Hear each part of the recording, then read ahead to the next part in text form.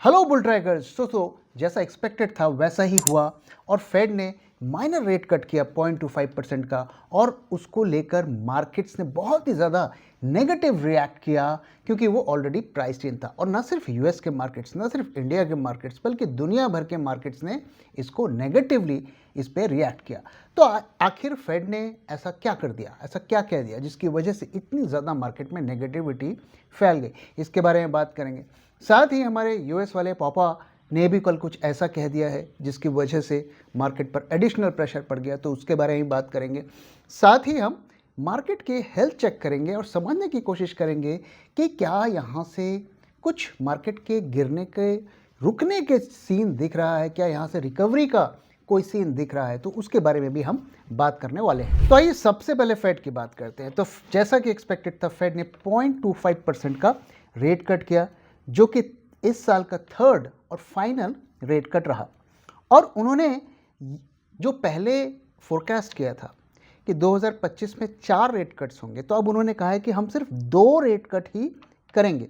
तो अब ये 3 रेट कट होने के बाद उन्होंने इंटरेस्ट रेट को 5.3% से 4.4% कर दिया गया है।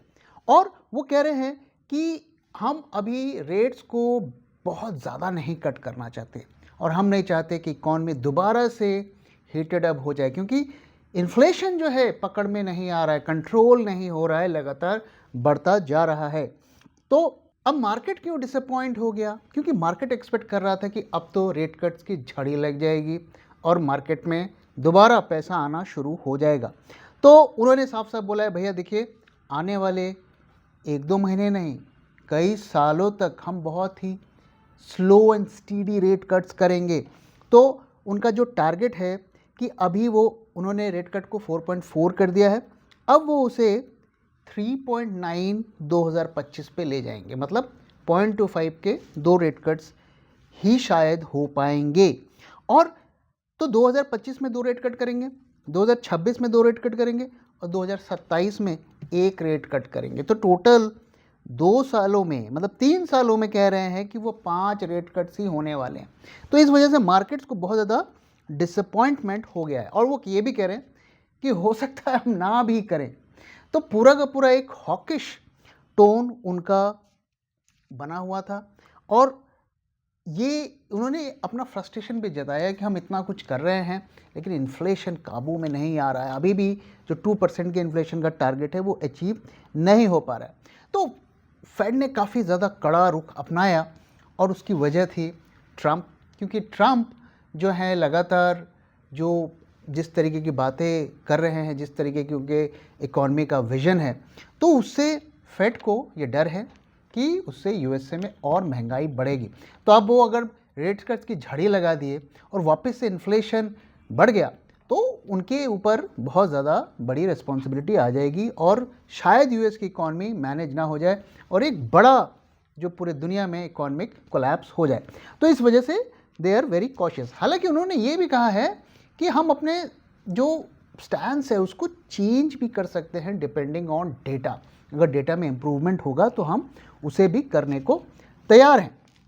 तो इस वजह से मार्केट्स बहुत ज़्यादा डिसअपॉइंटेड हो गए, क्योंकि सबको उम्मीद थी कि भाई अब तो रेट कट शुरू हो गया है, अब तो जी वापस से 4.4% से हम 1 साल के अंदर 0.5% आ जाएंगे, मतलब 4% की गिरावट हो जाएगी और दोबारा से पैसा मार्केट्स में फ्लो करना शुरू हो जाएगा। तो अब इस उम्मीद पर पानी फिर गया है। साथ ही ट्रंप ने भी कल कुछ ऐसा कह दिया जिसकी वजह से और भी ज़्यादा हमारे मार्केट्स प्रेशर में आ गए। तो उनका लेटेस्ट जो उन्होंने क्या क्रिटिसिज्म किया है टैरिफ्स को लेकर, वो मैं आपके साथ शेयर करता हूँ। तो इंडिया स्पेसिफिक उन्होंने कहा तो बहुत कुछ है, मेक्सिको, कनाडा सबको लपेटे में लिया है, लेकिन इस बार इंडिया को डायरेक्टली रेफर किया है। तो उनका क्या कहना है? Reciprocal, if they tax us we tax them the same amount, almost in all cases they are taxing us and we haven't been taxing them. If India charges us 100%, do we charge them nothing for the same? India का direct reference, और वो कह रहे हैं India charges a lot. दोस्तों, जैसा कि आप जानते हैं कि हमारे लोकल इंडस्ट्रीज़ को प्रोटेक्ट करने के लिए कई सालों से, 20 सालों से हम ऐसा करते हैं कि जब भी कोई ऐसा प्रोड्यूस जो हमारे देश में बनता है और आप बाहर से इंपोर्ट करते हैं, तो उस पर एक इम्पोर्ट ड्यूटी लगाई जाती है, और ताकि हमारे लोकल इंडस्ट्रीज़ को हम प्रोटेक्ट कर सकें। अब ये फेयर है अनफेयर है, इस पर डिबेट हो सकती है, लेकिन हमें एक चीज़ समझना पड़ेगा कि यूएस एक डेवलप्ड कंट्री है, उनके पास पैसे की कमी नहीं, the rich nations. India is a poor nation, जहाँ पर अभी भी 70-80% लोग 2 टाइम के खाने के लिए स्ट्रगल करते हैं। तो ऐसे में हमें अपने इंडस्ट्री, अपने लोगों को प्रोटेक्ट करना है। इस वजह से ये पॉलिसी सालों से चलती आ रही है। And they are also right to say कि भाई क्यों आप ड्यूटी लगा रहे हैं, क्यों हमारे प्रोडक्ट्स को इस तरीके से आप महंगा अपने देश में कर रहे हैं, तो आप करेंगे तो हम भी करेंगे। तो एक जिसे वो कहते हैं ना, जो आजकल जो अति राष्ट्रवाद, नेशनलिज्म का जो फैशन चल पड़ा है, तो ये उसका नतीजा है कि भैया आपके देश के लोग मरें, हमें परवाह नहीं है, हम अपने देश का सोचेंगे। तो जैसा कि हम अपने देश में भी कहते हैं, वो संस्कृत में कहते हैं कि the whole world is a village, मुझे वो संस्कृत का फ्रेज़ याद नहीं है। तो अगर हम उस फिलॉसफी से चलें तो थोड़ा गिव एंड टेक जो है चलता रहता है। अब आप एक चीज़ देखिए, हम यूएसए से ड्यूटी लगाते हैं, ठीक है, हम सस्ती आउटसोर्सिंग करते हैं, ठीक है, लेकिन जितना पैसा हम यूएसए से लाते हैं लगभग उतना ही पैसा हम यूएसए को दे देते हैं। कैसे? जब हमारे स्टूडेंट्स वहाँ जाकर पढ़ाई करते हैं। आपको क्या लगता है क्यों उन्होंने इतने इंडियन स्टूडेंट्स को वहाँ पर ईजिली वीज़ा देते हैं और पढ़ाने को इनवाइट करते हैं, उनकी यूनिवर्सिटीज़ बुलाती हैं? क्योंकि जो पैसा हम वहाँ से लेकर आते हैं वो वापस से वो पैसा वहाँ चला जाता है। तो काफ़ी जो है इस तरीके से यूएसए वापस ले लेता है। तो यूएसए कोई बेवकूफ़ कंट्री नहीं है कि वो हमें इस तरीके से इतने सालों तक अलाउ कर रहा था, लेकिन ये थोड़ा ज़्यादा शाणे हैं, जिसे कहते हैं ना, डेढ़ साणे हैं। तो ये अपना पॉलिसी लगा रहे हैं, वहाँ के लोगों को जो कम पढ़े लिखे ना समझ लोग हैं उनको खुश कर रहे हैं। तो लेट इट बी, ये ड्रामा कुछ साल चलेगा, बट ज़्यादा टाइम तक ये चल नहीं पाएगा। तो इसकी वजह से अब इंडिया में लोग सकते में हैं कि भैया अब क्या किया जाए। अब वो भैया अगर 100% टैरिफ लगा देंगे, अगर हम भी लगाते हैं, अगर वो उन्होंने बोला रेसिप्रोकल, भाई हम भी उतना ही लगाएंगे, तो क्या होगा? हमारी कंपनीज वैसे ही एक्सपोर्ट डिप हो रहा है, तो अब क्या होगा? हमारी आईटी कंपनीज़ का क्या होगा? और आईटी कंपनीज़ का तो आप जान लीजिए दोस्तों कि उनके मार्जिन्स हिट होने वाले हैं, और ट्रंप के आते ही वो बोलेंगे भैया ये इन्फोसिस, टीसीएस, ये जो भी धंधा करते हैं यूएसए में, आप 30-40% स्टाफ यूएसए में रखो। और उसका मतलब है उनकी सैलरी कॉस्ट जो है मैनी फोल्ड्स बढ़ जाएंगी, उनके मार्जिन्स हिट करेंगे, उनके जो प्रोजेक्ट की बिडिंग कॉस्ट है वो बढ़ जाएगी। तो ओवरऑल ये सारा कुछ नेगेटिवली इम्पैक्ट करने वाला है। तो ये 2 डेवलपमेंट्स हैं, ये भी मार्केट्स के लिए जो है आज काफ़ी प्ले आउट हुई, और हमने देखा कि मार्केट गैप डाउन ही खुला और लगातार उसी लेवल पर थोड़ा बहुत ऊपर नीचे होता हुआ रहा। बेरिश सेंटिमेंट्स था, रिकवरी के कई बार उसने कोशिश की लेकिन रिकवर नहीं कर पाया। तो क्या यहाँ पर मार्केट क्या ओवरसोल्ड कंडीशंस पर आ गया? क्या हम एक बाउंस एक्सपेक्ट कर सकते हैं अगले कुछ दिनों में? आइए मैं आपको डेटा दिखाता हूँ, और डेटा के बाद ये पता लगाने की कोशिश करते हैं कि क्या मार्केट में हो रहा है और क्या हो सकता है। तो आइए सबसे पहले टर्नओवर का डेटा देखते हैं। तो दोस्तों, जैसा कि मैं आपको लगातार दिखा रहा हूँ कि टर्नओवर जो है आज भी कम रहा। तो जैसा कि मैंने कल की वीडियो में आपको समझाया था कि prices going down, turnover going down, that means ये सेलिंग कंटिन्यू होगी। सेलिंग क्लाइमैक्स अभी तक नहीं है, सेलिंग एग्जॉस्ट अभी तक नहीं हुई है। और आज भी हमने देखा लगभग उन्होंने उतनी ही सेलिंग की जितनी कल किया, और 20 डेज़ का जो मूविंग एवरेज, जो डॉटेड लाइन आपको दिख रहा है, उससे कम वॉल्यूम रहा।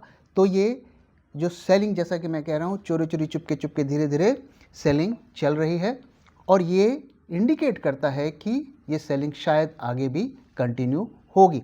तो टर्नओवर का डेटा देखकर हमें यही लगता है। अब अगर ओआई की बात करें, तो कल के वीडियो में भी मैंने आपको बताया था कि करंट मंथ में फ्रेश ओआई एडिशंस जो हो रहे हैं वो काफ़ी कम है। इसको देखकर कुछ लोग ये अनुमान लगा सकते हैं कि ज़्यादा शॉर्ट्स नहीं ऐड हो रहे हैं, मतलब मार्केट यहाँ से रिकवर हो पाएगा। लेकिन मैंने आपको दिखाया कि किस तरीके से दिसंबर के मंथ में ज़्यादा ओआई ऐड नहीं हो रहा है, लेकिन जनवरी मंथ में ज़्यादा हो रहा है। तो आज भी वही पैटर्न हमें देखने को मिला। तो दिसंबर के महीने में अगर इस मंथ के कॉन्ट्रैक्ट्स में हम बात करें निफ्टी फ्यूचर के, तो 2465 कॉन्ट्रैक्ट्स ऐड हुए, काफ़ी कम। लेकिन असली कहानी जनवरी में है। तो जनवरी में 15,456 कॉन्ट्रैक्ट्स ऐड हुए, यानी कि शॉर्ट पोजीशंस रोल ओवर हो रही हैं, अगले महीने ले जाई जा रही हैं। तो ये चिंता की बात है। तो ये तो ओआई हो गया, टर्नओवर हो गया, इससे हमें क्लू मिल रहा है कि भैया ये सेलिंग तो अभी फ़िलहाल ख़त्म होती हुई नहीं दिख रही है। क्या शॉर्ट टर्म में एक बाउंस आ सकता है? इसके बारे में आइए बात करते हैं। तो लगातार मार्केट गिर रहा है और थोड़ी देर में मैं आपको चार्ट भी दिखाऊंगा।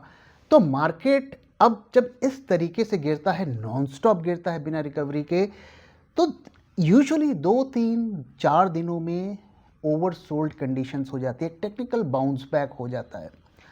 और आज हमें उसका अर्ली इंडिकेशन देखने को मिला। आइए मैं आपको दिखाता हूं कि कैसे मार्केट ने आज बाउंस करने की कोशिश की, लेकिन फेल हो गया। मैं फेल तो वर्ड यूज़ नहीं करूंगा, लेकिन कोशिश कर रहा है ये कहने की कोशिश करूंगा। तो आइए मैं आपको अपना एक खास इंडिकेटर दिखाता हूं जो मैं खुद यूज़ करता हूं और अपने जो हमारे ग्रुप के मेंबर्स हैं उनके लिए मैं यूज़ करता हूं। तो आइए मैं आपको उसका दिखाता हूं कि वो हमें क्या पिक्चर दिखा रहा है। तो देखिए, ये हमारा एक इंडिकेटर है।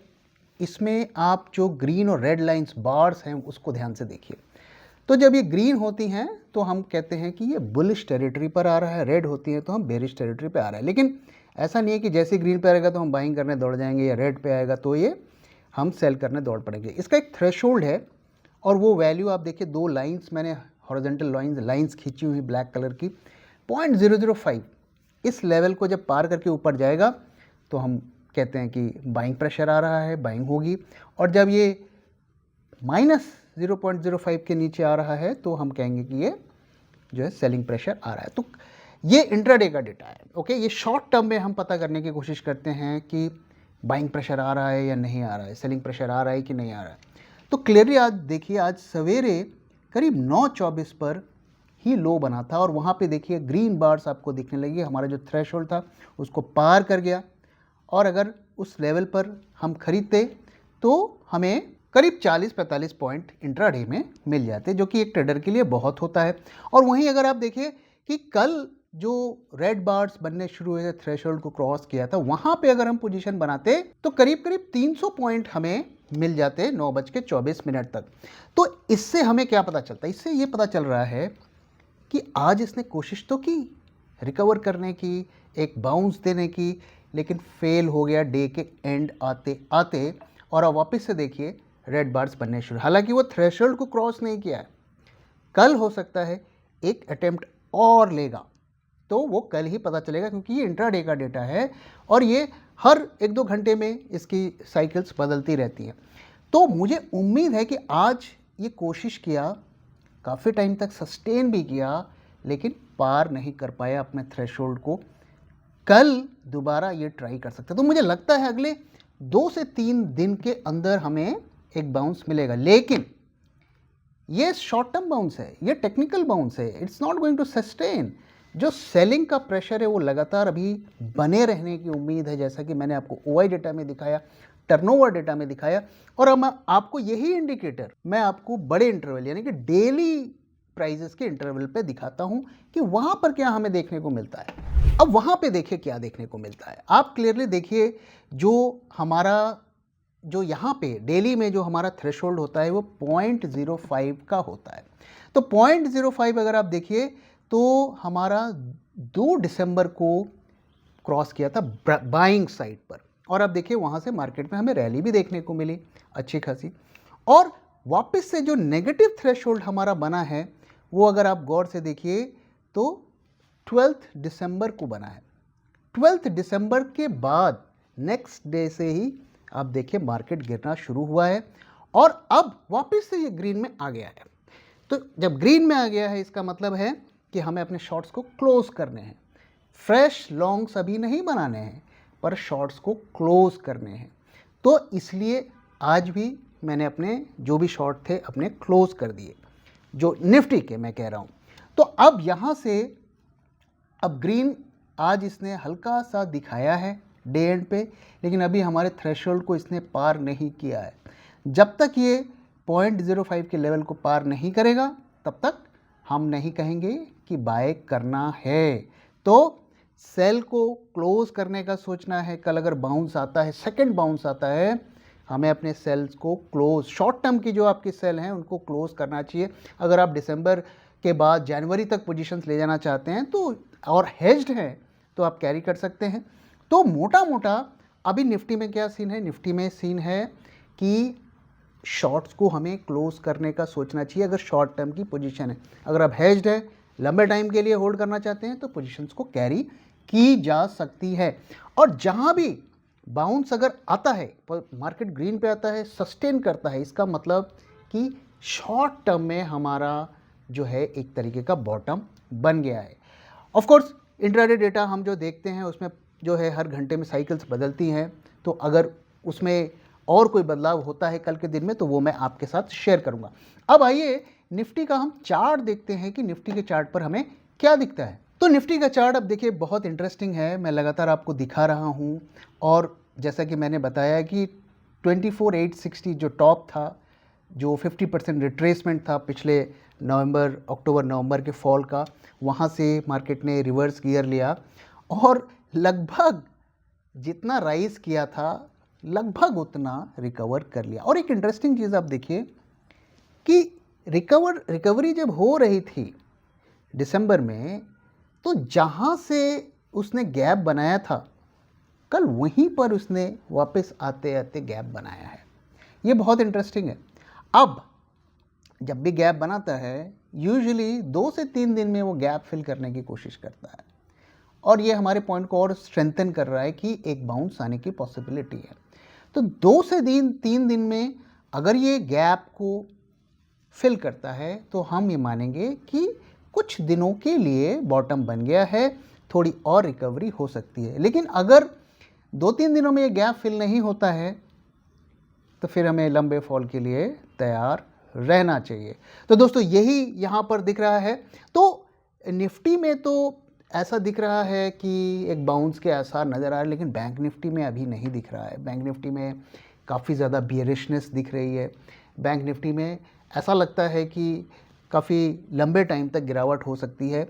उसकी एनालिसिस में मैं कभी आपके साथ शेयर करने की कोशिश करूंगा, लेकिन वहाँ पे ज़्यादा वीकनेस दिख रही है कंपेयर टू निफ्टी। इसलिए निफ्टी को मैं इस वक्त शॉर्ट करने के लिए ज़्यादा हेजिटेंट रहूँगा। और बैंक निफ्टी में भी अगर देखूँ, उनके जो तीनों धुरंधर हैं, एक्सिस, आईसीआई, एचडीएफसी, ये तीनों बेरिश टेरिटरी पे चल रहे हैं।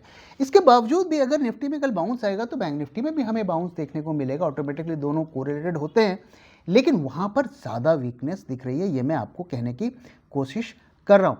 तो दोस्तों ये थी हमारी एनालिसिस और इसी के साथ मैं वीडियो को ख़त्म कर रहा हूँ। वीडियो कैसा लगा ज़रूर बताइएगा और अपना फीडबैक भी शेयर करना मत भूलिएगा। Thank you very much for watching, thank you for your time.